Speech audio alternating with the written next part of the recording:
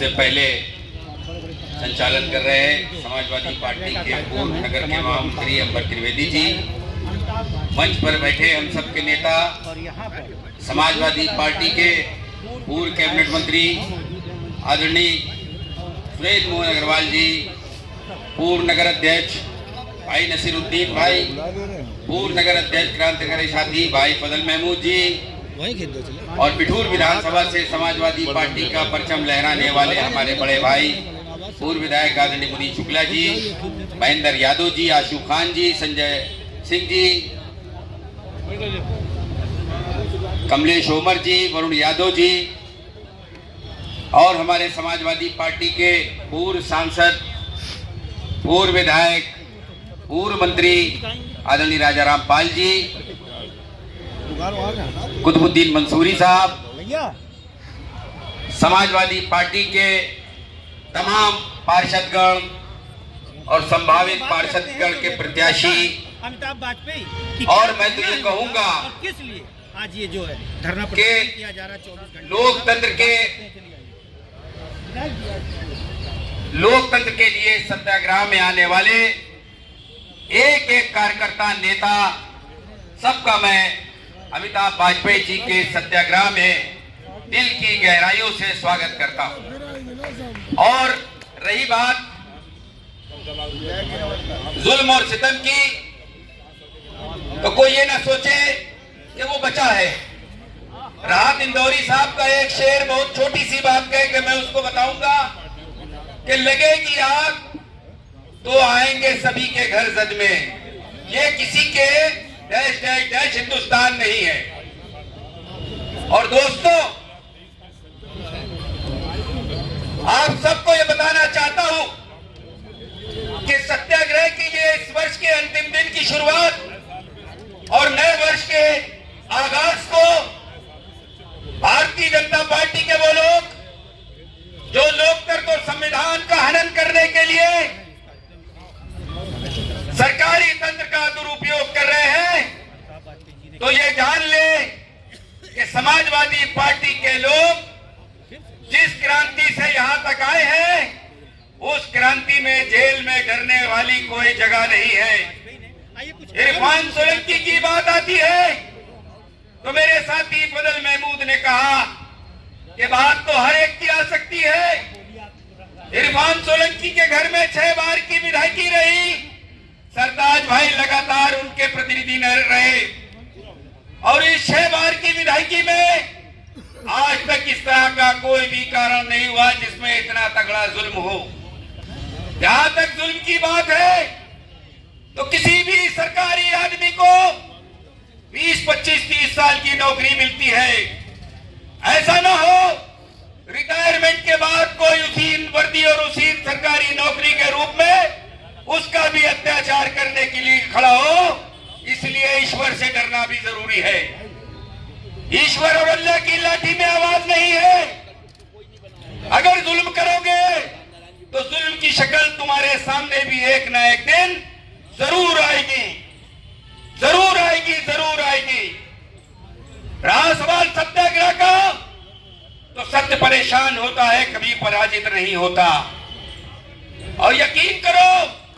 उसूलों पे जब भी आ जाएगी तो हम टकराएंगे भी और हम बोलेंगे भी दीपाजी। और हम लोग जिस क्रांति के रूप में जाने जाते हैं, हमारी क्रांति मौन जरूर है लेकिन उसकी मौत नहीं हुई है। ये नोट कर लो कि वक्त के तकाजे के हिसाब से हमारी जबानों को जरूर थोड़ा कमजोर किया है तुमने, लेकिन खत्म नहीं कर सकते। और खत्म बिल्कुल नहीं होगी। ना हम जेल से डरते हैं, ना हम लाठी से डरते हैं। हम लोग, सब लोग समाजवादी पार्टी को आज इस मुकाम पर लाठियों, डंडों और जेलों से खाकर यहां तक पहुंचे हैं। और 4 बार हुकूमत आई, लेकिन हमारे नेताओं ने कभी किसी के खिलाफ बदले की भावना से काम नहीं किया। मैं बताना चाहता हूं कि जितना जुल्म और सितम हो रहा है, तो सरकारी तंत्र का ये हाल है कि आदरणीय मुख्यमंत्री जी के जितनी भी थोड़ी बहुत विकास की योजना है, उसको अगर विपक्षी दल उन योजनाओं को संबंधित अधिकारियों से याद दिलाने की बात करता है, तो अधिकारी कहता है कि मैं मीटिंग में हूं। मैं कहता हूं हमसे बड़ी तुम्हारी मीटिंग नहीं है। तुम ये ना समझो कि हम लोग सब लोग मर गए हैं। तुम्हारे मुख्यमंत्री जी की ये विकास की योजना है, उसकी याद दिला रहे हैं तुम्हें, जिसका पैसा तुम डकार के बैठे हो। दोस्तों, हालत तो यह है कि पुलिस का मनोबल इस कदर का बढ़ गया है कि विपक्षी विधायकों का फोन नहीं उठाते, और अगर फोन उठा भी लेते हैं तो ये कहते हैं कि जाओ, जिसकी बात आप कर रहे हो उसकी तो हमने लिखा पढ़ी कर दी,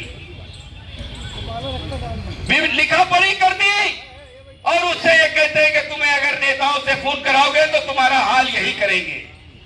तो दोस्तों, ये दमनकारी नीति बहुत दिनों तक नहीं चलेगी,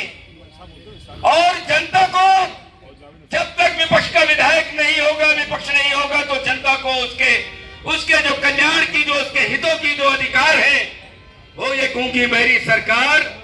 दे नहीं सकती। जिसकी नियत में पिछड़ों के आरक्षण को खत्म करने की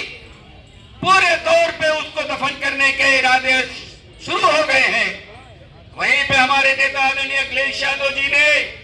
शिवपाल यादव जी ने यह ऐलान कर दिया है कि पिछड़ों के आंदोलन के लिए समाजवादी पार्टी के प्रदेश के एक एक कार्यकर्ताओं को बहुत बड़े पैमाने पर सड़कों पर उतरना पड़ेगा। एसएलपी की सुप्रीम कोर्ट की जरूरत पड़ रही है, तो उसके लिए भी हमारी सरकार, हमारी पार्टी के नेता, हमारी पार्टी का संगठन न सत्याग्रह से पीछे है, न जेल भरने से पीछे है। जेलों में जगह कम पड़ जाएगी, लेकिन समाजवादी पार्टी और समाजवादी पार्टी की विचारधारा कभी खत्म नहीं होगी। दोस्तों, आज इस सत्याग्रह के माध्यम से अपने उन तमाम जुल्म सहने वाले साथियों को यह ऐलान करने आया हूं कि आज हमारे साथी समाजवादी पार्टी के विधायक अमिताभ वाजपेयी की आवाज पर आप सब इकट्ठा हुए हैं, तो निश्चित रूप में यह जान लो कि जुल्म सहने की और जुल्म करने वालों की, दोनों की अब उल्टी गिनती शुरू हो गई है। दोस्तों, सारे साथी हमारे तैयार हैं, और सब लोगों ने यह फैसला कर लिया है कि जिस दिन भी राष्ट्रीय अध्यक्ष के नेतृत्व में जिस दिन भी आह्वान आया, तो उस दिन जेलों के भरने की तादाद शुरू हो जाएगी, और एक भी जुल्म करने वाला अधिकारी स्वतंत्र रूप से नहीं बैठ पाएगा। ना समाजवादी पार्टी चैन से बैठेंगे, ना जुल्म करने वालों को चैन से बैठने देंगे। आप सभी साथियों का मैं हृदय की गहराइयों से इस नववर्ष के अंतिम दिन झूठ बोलने वालों के लगातार बढ़ते हुए हौसलों को समाप्त करने के लिए आज पार्टी के तमाम नेता इकट्ठा हुए, और आज इस अंतिम दिन, क्योंकि 2022 के जब चुनाव शुरू हुए थे, 18वीं विधानसभा का जब गठन होने वाला था, तो ऐसा लगा रहा था कि जुल्म का अंत होने जा रहा है, लेकिन कोई कसर रह गई। तो ये 22 जो मैं समझ सकता हूं कि कानपुर के लिए झूठ बोलने वालों के लिए ये इस समय जरा खुला मैदान था, लेकिन इस मैदान में अब हम लोग ताले लगाने जा रहे हैं।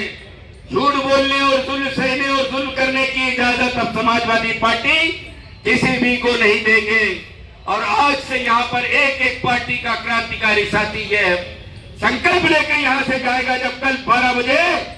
तो ये जान लेना, जुल्म करने वालों, तुम्हारी उल्टी गिनती भी उसी वक्त से शुरू हो जाएगी।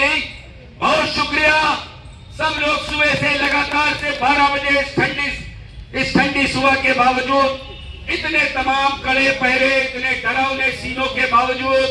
तमाम संगीनों को खड़ा करके कार्यकर्ताओं को रोकने के संदेश देने के बावजूद, पार्टी के नेता और कार्यकर्ता और वो संविधान पर विश्वास रखने वाले और लोकतंत्र को जिंदा रखने के लिए अपने सब कुछ निछावर करने वाले संकल्प लेकर आने वालों का मैं हृदय की गहराई से एक बार फिर